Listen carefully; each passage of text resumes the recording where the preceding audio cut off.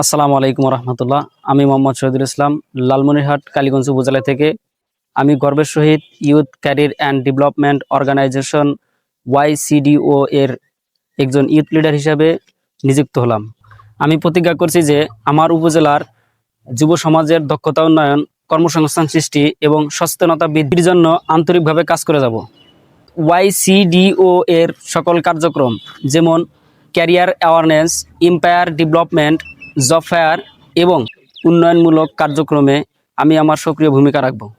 আমি সততা, নিষ্ঠা ও দায়িত্ববোধের সাথে আমার দায়িত্ব পালন করব এবং আমি আমার উপজেলার যুবদের জন্য একটি উজ্জ্বল ভবিষ্যৎ গড়ে তুলতে কাজ করে যাব।